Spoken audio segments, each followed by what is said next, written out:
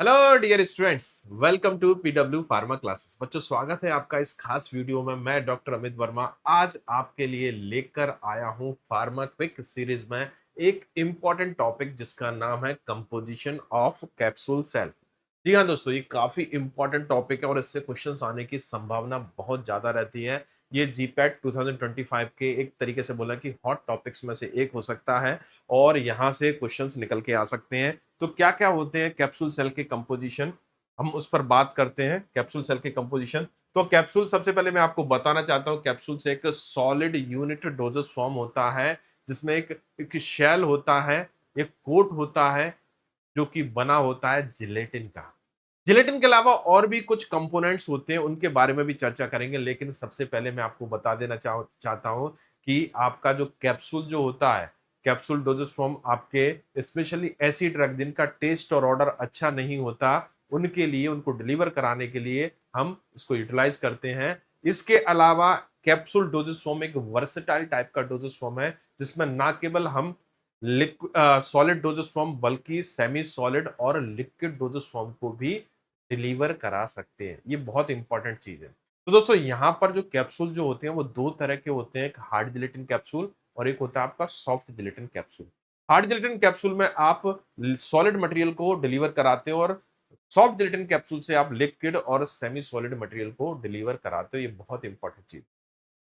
अब यहां पर देखें कि जो हार्ड जिलेटिन कैप्सूल होता है उसमें आप powder, granules, micro capsules, tablets, micro tablets, mini tablets, pellets, इनको डिलीवर कराने के लिए आप यूटिलाइज कर सकते हो। और आपके जो सॉफ्ट जिलेटिन कैप्सूल है उसके लिए उसको आप यूटिलाइज कर सकते हो, स्पेशली अगर हम बात करें कि semi solid material like paste, thixotropic material और non aqueous preparation, non alcoholic preparation, जो लिक्विड प्रिपरेशन उनको डिलीवर कराने के लिए यूज कर सकते हैं। लेकिन मुद्दे की बात है, यहाँ पर हम बात करें तो चर्चा करें दोस्तों, यहाँ पर कंपोजिशन ऑफ सेल पर बात करते हैं कि कंपोजिशन जो कैप्सूल है जो बना है उसमें शेल में क्या क्या होता है। जो शेल अंदर क्या फिल है वो अभी मुद्दे की बात नहीं है। मुद्दे की बात यह है कि जो कैप्सूल का जो शेल है उसमें क्या क्या होता है। तो कैप्सूल शेल ऑब्वियस सी बात है, एक फिल्म नुमा स्ट्रक्चर होता है। ठीक है, एक शेल है तो मतलब फिल्म होगी। फिल्म के लिए, फिल्म बनाने के लिए एक फिल्म फॉर्मर मटेरियल की रिक्वायरमेंट होती है। तो जिलेटिन यहाँ पर फिल्म फॉर्मर मटेरियल होता है। जिलेटिन क्या होता है दोस्तों, यहाँ पर फिल्म फॉर्मर मटेरियल होता है। दो टाइप के जिलेटिन होते हैं, type A gelatin, Pharmagel A, type A gelatin Pharmagel A, type B gelatin Pharmagel B. Type A gelatin जो होता है आपके एसिड ट्रीटेड प्रिकर्सर से ऑब्टेन करते हैं। एसिड ट्रीटेड प्रिकर्सर में आपका अगर बात करें तो पिग स्किन आती है।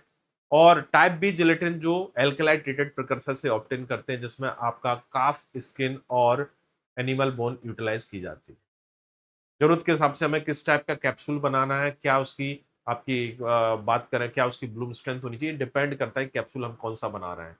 तो जिलेटिन के बारे में भी एक अलग से मैं वीडियो लेकर आऊंगा आप लोगों के लिए, अभी इस पर ज्यादा चर्चा नहीं कर रहे हैं। अभी हमारा मुद्दा है क्या कि कंपोजिशन ऑफ सेल और इनकी एप्लीकेशन। तो यहाँ पर जिलेटिन जो आपका मेन पार्ट है किसका, आपका शेल का, और ये फिल्म फॉर्मर एजेंट का काम करता है। इसके बगैर हम शेल नहीं बना सकते। लेकिन जिलेटिन का जो ओरिजिन है अगर हम बात करें तो ये जो ओरिजिन है आपका नॉन वेजिटेरियन सोर्स होता है। तो कई लोग इसको अवॉइड करते हैं, बोला कि हम कैप्सूल यूज नहीं करेंगे क्योंकि ये एनिमल बोन से, एनिमल स्किन से इसको ऑब्टेन कर रहे हैं। इसलिए आजकल साइंटिस्ट लोगों ने क्या किया कि इसको रिप्लेस करने के लिए दूसरे वेजिटेरियन सोर्स से मिलने वाले या सिंथेटिक सोर्स से मिलने वाले आप, या सेमी सिंथेटिक सोर्स से मिलने वाले आप पॉलीमर्स यूटिलाइज करना शुरू कर दिया, जैसे एचपीएमसी, पुलेनिन, डेक्सट्रॉन, स्टार्च, इनसे बने हुए कैप्सूल हालांकि आने लगे हैं। हालांकि ये कैप्सूल्स जो हैं वो बहुत ज्यादा यूज टू नहीं है, अभी भी जिलेटिन का ही बोलबाला है क्योंकि जिलेटिन की जो फिल्म फॉर्मर कैपेबिलिटी होती है as compare to other polymer बहुत अच्छी होती है। ठीक है, अब उसके बाद नेक्स्ट कंपोनेंट पर आते हैं हम, कौन सा, आपका कलरेंट। कलरेंट की रिक्वायरमेंट क्यों होती है, क्योंकि अगर हम देखें, आप देख रहे होगे ये कैप्सूल का एक स्ट्रक्चर आपका शेप दिख रहा है, कैप्सूल का एक प्रोटोटाइप का एक कैप्सूल दिखाया गया है। तो ये आप यहाँ पर देख रहे होगा, ये आपका रेड कलर का है, ये व्हाइट कलर का है। तो एक डिस्टिंक्ट कलर प्रोवाइड करने के लिए उसको, उस आपके जो फिल्म फॉर्मिंग मटेरियल होता है या कह सकते हैं जो आपका शेल होता है उसमें हम कलरेंट ऐड करते हैं, कलरेंट ऐड करते हैं, याद रखना। एक डिस्टिंक्ट फीचर उसकी ऑर्गेनोलेप्टिक प्रॉपर्टी को इन्हांस करने के लिए, उसकी अट्रैक्टिवनेस को इंप्रूव करने के लिए उसमें कलरेंट ऐड किए जाते हैं। ओके, तो कलरेंट आपके कैसे होने चाहिए? FD and C, food drug and cosmetics, and drug and cosmetics approved होने चाहिए। ये बहुत इंपॉर्टेंट चीज है। अगर ये अप्रूव्ड नहीं है तो आप इसको यूटिलाइज नहीं कर सकते, क्योंकि ये एफ डीएनसी अप्रूव्ड जो कलर्स रहते हैं, डाइज होती हैं, वो हमें हार्म नहीं करती हैं। और अगर आप किसी भी कलर को यूज करोगे तो हो सकता है कैंसर कॉज हो जाए या बहुत सारी प्रॉब्लम्स क्रिएट हो सकती है। तो इसलिए कभी भी हमें जो कलरेंट्स यूज करते हैं वो ये अप्रूवल के साथ यूज करना चाहिए। इसमें अगर देखें तो अगर कैप्सूल के लिए स्पेसिफिकली यूज किए जाते हैं कॉमनली इरिथ्रोसाइन रेड कलर के लिए, इंडिगो कार्माइन ब्लू कलर के लिए, और क्वानोनिल येलो आपके येलो कलर के लिए यूटिलाइज करते हैं। इसके अलावा और भी कलरेंट्स होते हैं जो कि यूटिलाइज किए जाते हैं। अब आते हैं दूसरे एक इंपॉर्टेंट पार्ट पर। इसका इंपॉर्टेंट जो आपका कह सकते हैं कंपोनेंट है वो है सॉफ्टनर या प्लास्टिसाइजर। ये बहुत इंपॉर्टेंट है, सॉफ्टनर या प्लास्टिसाइजर। सॉफ्टनर या प्लास्टिसाइजर क्या होता है? जैसे आप जहां भी शेल की बात होती है, फिल्म की बात होती है, तो उसको proper flexibility, proper softness provide करने के लिए, प्रॉपर टेंसाइल स्ट्रेंथ प्रोवाइड करने के लिए, जिससे उसको ब्रेक ना हो जाए, उसके लिए उसमें हमें सॉफ्टनर या प्लास्टिसाइजर ऐड करने पड़ते हैं। तो बच्चों यहां जहां पर बात होती है सॉफ्टनेस की या प्लास्टिसिटी की या टेंसाइल स्ट्रेंथ की या फ्लेक्सिबिलिटी के लिए, तो वहां पर आपको हर हाल में प्लास्टिसाइजर या सॉफ्टनर ऐड करने पड़ेंगे। तो कहीं पर भी हो, चाहे आप नेल पेंट देख लीजिए, चाहे आप नॉर्मल कोट देख लीजिए टैबलेट में जो यूज करते हैं, या फिर कैप्सूल का कोट देख लीजिए, सभी के सभी में आपको प्लास्टिसाइजर यूज करने पड़ेंगे। तो प्लास्टिसाइजर आप कौन कौन से यूज करते हो?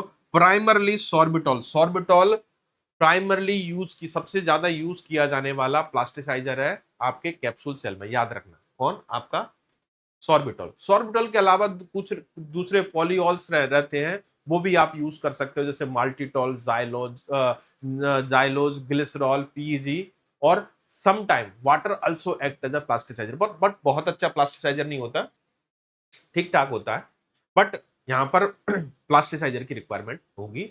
सॉर्बिटॉल हम प्राइमरली प्रेफर करेंगे।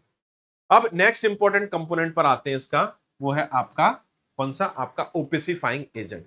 इसमें बड़ा कंफ्यूजन होता है बच्चों को कि सर ओपिसिफायर होता क्या, इसका रोल क्या होते हैं? तो यहाँ पर सिंपल वर्ड्स में अगर इसके बात करें तो ओपिसिफायर वह सब्सटेंसेस होते हैं जो कि आपके कैप्सूल शेल को ओपेक बनाते हैं।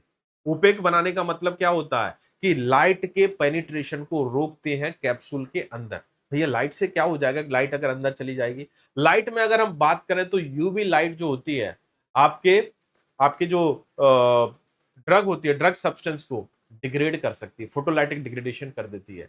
इसलिए हम कैप्सूल सेल में ओपेसिफायर ऐड कर देते हैं। जब लाइट इस कैप्सूल सेल के ऊपर आएगी तो रिफ्लेक्ट होकर वापस चली जाएगी। कौन सा पार्ट? अगर आपका विजिबल वाला पार्ट अगर पहुंचे तो वो नुकसान नहीं करेगा, लेकिन जो यूवी वाला पार्ट है वो अगर अंदर पहुंचता है तो वो नुकसान करता है। इसलिए क्या है कि यहां पर लाइट आई और रिफ्लेक्ट होकर चली गई। तो ये हाई रिफ्लेक्टिव इंडेक्स वाले सब्सटेंसेस रहते हैं जिनको हम एज ओपेसिफायर यूज करते हैं, जो सेल को ओपेक बनाते हैं, लाइट के इफेक्ट को कंसील करते हैं। इसमें सबसे ज्यादा रिस्पेक्ट के साथ जो नाम लिया जाता है वो है टाइटेनियम डाइऑक्साइड। इसके अलावा आयरन के ऑक्साइड्स भी आप यूज कर सकते हो as opacifier, but titanium dioxide our primary choice. ठीक है। अब नेक्स्ट है प्रिजर्वेटिव्स। तो प्रिजर्वेटिव्स क्या होते हैं, क्यों यूज करते हैं? जनरली हम प्रिजर्वेटिव तो लिक्विड डोजेस में यूज करते हैं, यहां पर क्या जरूरत है प्रिजर्वेटिव्स की? तो बेटा मैं यहां पर बता देता हूं कि कैप्सूल के अंदर जो मटेरियल फिल है उसके लिए प्रिजर्वेटिव की इतनी जरूरत नहीं पड़ेगी, जरूरत पड़ेगी कैप्सूल सेल के लिए। भैया कैप्सूल सेल के लिए क्यों जरूरत पड़नी है?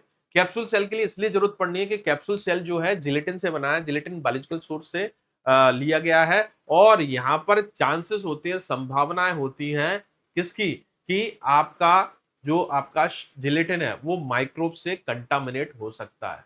मतलब इसमें माइक्रोबियल कंटामिनेशन के बहुत चांसेस होते हैं। याद रखना बायोलॉजिकल सोर्सेज से जितनी चीजें मिलती हैं उनमें माइक्रोबियल कंटामिनेशन के चांसेस बहुत होते हैं। जिलेटिन जिलेटिन को आप एज फिल्म फॉर्मर यूज कर रहे हो, उसमें मॉइस्चर कंटेंट भी है, अलग अलग कैप्सूल अलग अलग टाइप के कैप्सूल्स में अलग अलग होता है, तो वहां पर आपके लिए चांसेस होते हैं वहां पर आपके चांसेस होते हैं कि यहाँ पर ड्रग आपकी सॉरी आपका जो शेल है वो शेल जो है आपका वो कैसा हो जाए, हो सकता है आपका माइक्रोबियल कंटामिनेशन से डिग्रेड हो सकता है, मतलब प्रोन होता है, सेंसिटिव होता है, माइक्रोबियल कंटामिनेशन के लिए सेंसिटिव होता है। तो इसलिए ध्यान रखें कि जब भी आप जिलेटिन से आप शेल प्रिपेयर करें, जिलेटिन से आप शेल प्रिपेयर करें तो उसमें प्रिजर्वेटिव अवश्य मिला दें। तो यहाँ पर जिलेटिन जब एज अ फिल्म फॉर्मर होता है तो प्रिजर्वेटिव का रोल बहुत इंपॉर्टेंट हो जाता है। तो जो प्रिजर्वेटिव जो है स्टेबलाइजर का काम करता है आपका, किसके लिए, जिलेटिन के लिए। तो यहाँ पर parabens, methyl and propyl parabens, methyl and propyl parabens क्या होते हैं, para hydroxy of benzoic acid. तो मिथाइल और प्रोपाइल पैराबेन 4:1 में यूज किए जाते हैं। इसके अलावा सल्फर डाइऑक्साइड जो है आपका, सल्फर डाइऑक्साइड का सोडियम सॉल्ट भी आपके जिलेटिन जो शेल होता है उसके डिग्रेडेशन को प्रिवेंट करता है। अब कुछ और इंपॉर्टेंट कंस्टिट्यूएंट आते हैं, जैसे आपने देखा यहाँ पर colourant, organoleptic additives.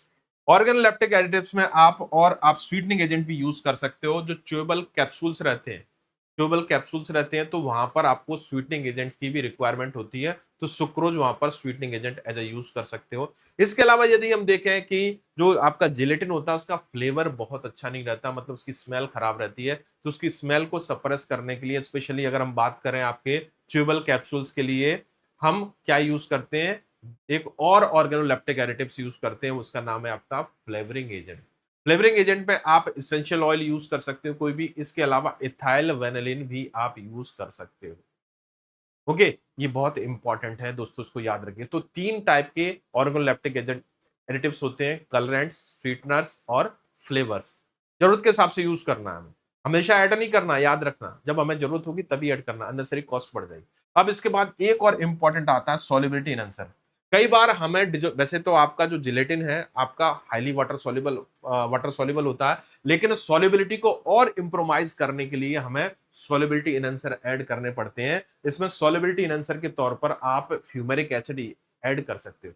Fumaric acid एक बहुत अच्छा सॉल्युबिलिटी एनहांसर है जो कि यूटिलाइज किया जाता है आपके जिलेटिन शेल में। इसके अलावा फ्यूमेरिक एसिड जो होता है, इसके अलावा अगर हम इसकी बात करें, ये आपका जो एल्डिहाइड से होने वाली टैनिंग होती है आपके जिलेटिन शेल में, उसको रोकने का भी काम करता है। तो सॉल्युबिलिटी एनहांसर भी है और आपका किसका काम भी कर रहा है, आपका एल्डिहाइड टैनिंग को भी रोक रहा है। अब लास्ट जो कंपोनेंट है वो चिलेटिंग एजेंट, काफी इंपॉर्टेंट हो जाता है। चिलेटिंग एजेंट, इसमें ईडीटीए एग्जांपल अगर हम बात करें, और ये ईडीटीए क्या होता है, आयरन के कंटेंट को आपके कैप्सूल सेल में कंट्रोल करता है। आयरन का कंटेंट 15 ppm से ज्यादा नहीं होना चाहिए। 15 ppm से ज्यादा अगर होगा तो ये आयरन सेंसिटिव ड्रग को खराब कर सकता है, ऑक्सीडेशन को प्रमोट कर सकता है और डार्क स्पॉट क्रिएट कर सकता है आपके कैप्सूल सेल। तो दोस्तों ये थे आपका कंपोजिशन ऑफ कैप्सूल शेल। क्या क्या कैप्सूल सेल में मटेरियल होते हैं वो उसके बारे में मैंने आपको डिटेल बताया। आई होप आपको इस लेक्चर के थ्रू आपको बहुत सारी इंफॉर्मेशन, बहुत सारी नॉलेज और मिला होगा और आपके कंसेप्ट्स भी क्लियर हो गए होंगे।